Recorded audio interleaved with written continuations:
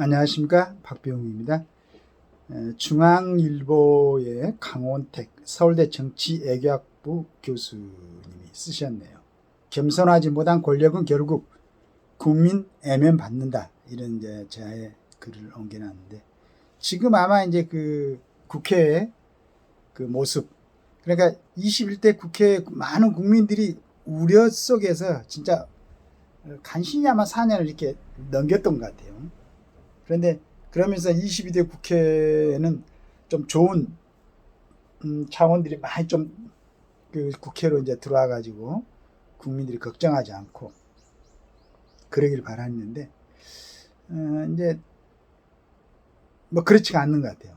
그럼 우리 강원택 교수님께서 어떻게 보셨는가 한번 확인해 보도록 하겠습니다. 별 기대감이 없기는 했지만 그래도 이 정도까지일 줄 몰랐다. 개원한 지 얼마 안 된 22대 국회에 대한 말이다. 서로 다른 정치 세력 간의 다툼이야 특별할 것도 없지만 그래도 한 나라의 정치 엘리트라고 하는 국회의원이 보여주는 모습이 이 수준밖에 안 될까 하는 안타까움을 느낀다. 격조와 절제는 커녕 고함, 삿대질, 욕설이 난무하는 저작거리의 싸움과 다를 바 없어 보인다. 요즘 전번에 법사위 한참 그 다음에 가방이 보면 좀 그렇죠.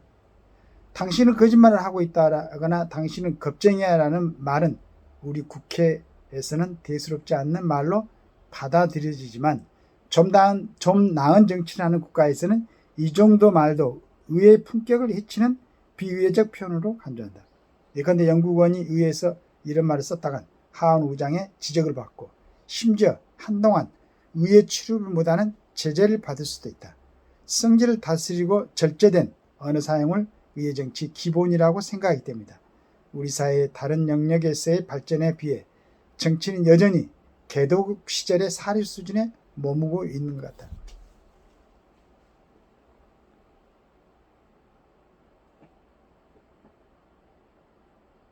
이렇게 된 데는 여야 모두의 책임이 져야 되지만 현재 전국을 주도하고 있는 다수당 민주당의 잘못이 더 커 보인다. 문제 삼을 만한 곳은 여럿이지만 그 중에서도 앞거는 법사위원회다. 정제되지 않는 말과 고압적 태도로 지켜보는 이들의 눈살을 찌푸리게 만드는 법사위원장 무려 4선 의원이란다. 그렇게 긴 시간 동안 국회에 있었다는데 도대체 정치를 어떻게 배웠을까 하는 궁금증마저 들었다. 요즘 그에 대한 솔직한 심정을 말하면 윤홍길의 소설 완장에 나오는 저수지 감시원 종술이나 이문열의 소설 우리들의 일그러진 영웅에 나오는 엄석태를 보는 느낌이다. 절제도 신중함도 없는 날것 그대로의 힘자랑 곧 완장이다. 정청래 의원뿐만 아니라 지금 민주당의 전반적인 모습이 안장을 찬 종수가 별로 달라 보이지 않는다. 힘을 과시하는데 너무나 꺼리낌이 없다. 대표적인 것이 탄핵이다. 매우 외적이고 제한된 상황에서 사용돼야 할 탄핵이 행정부나 사법부를 압박하는 손심은 정치적 도구로 가볍게 활용되고 있다. 탄핵으로 몰아갈 명분 축적도 없고 직무상의 중대한 비위에 대한 사회적 공감대도 약한 상황에서 정파적 이해관계를 위해 가진 힘을 마구잡이로 쓰고 있다. 민주당은 무리하게라도 의회 권력을 활용해서 윤석열 정부를 압박하면 집권의 가능성이 높아질 것이라고 생각하는 것 같다. 어쩌면 2016년에서 17년간의 상황을 염두에 두고 있는지도 모르겠다. 하지만 이런 모습을 지켜보는 국민의 생각은 좀 다르다. 요즘 민주당을 바라보면 이 정당이 대통령 권력까지 차지하면 우리 정치는 어떻게 될까 하는 걱정이 든다.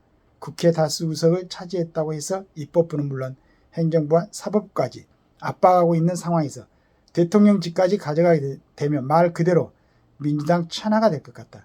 국회 의석 175석의 우군까지 합하면 190석에 가까운 압도적 다수의 의석을 가진 정치 세력이 대통령과 행정부를 장악하게 되면 지금도 권력 행사가 절제되지 않는데 그때는 지금보다 더한 방식으로 사법부를 압박할 수도 있을 것이고 결국 모든 권력을 하나의 정치 세력이 독점하는 결과를 낳을 수 있는 것이다. 그렇게 되면 제도 간 권력의 분립이나 견제 균형의 원리는 작동되기 어려울 것이다. 이렇게 이제 염려를 했습니다. 염려를 했는데, 그러니까 이런 우리 강원택 같은 이런 교수님들이 과연 국회에서 이러한 그 행위를 할 수 있는 그 근본적인 원인은 뭔가, 이런 부분에 조금 공부하신 분들이 심도 있게 좀 연구하셔가지고 자주 이런 것들을 써가지고 경계하셔야 될 것 같아요.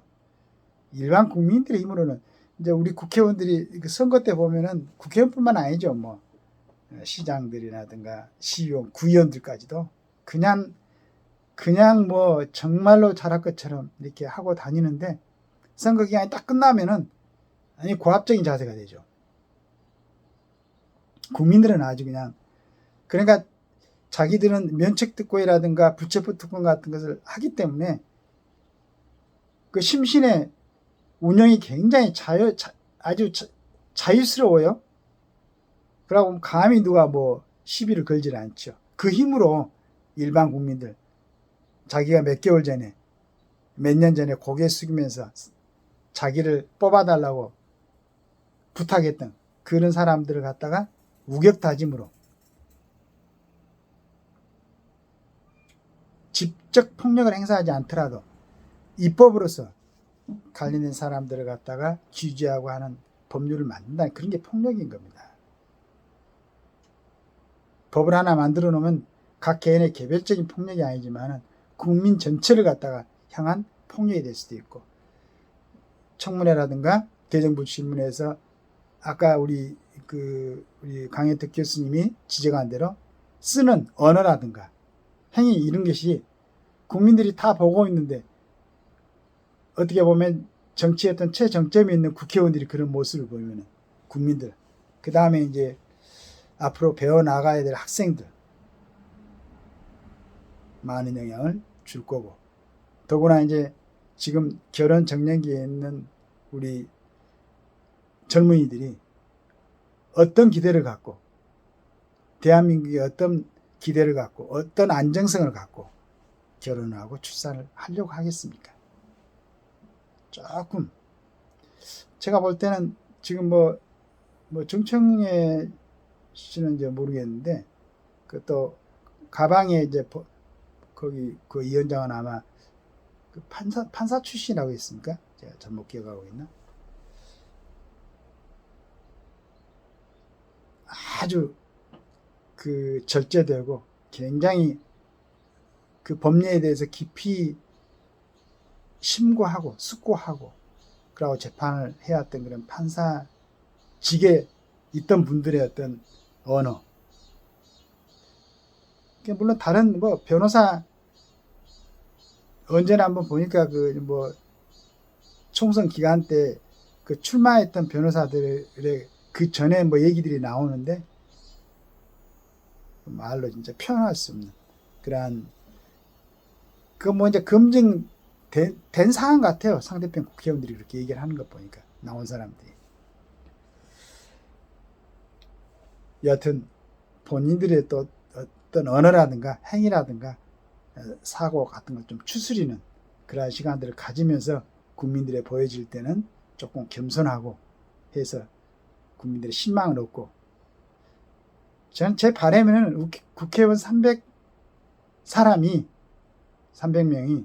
국민들한테 좀 존경받는 그런 모습의 정치인들이 있으면 정말로 좋겠습니다.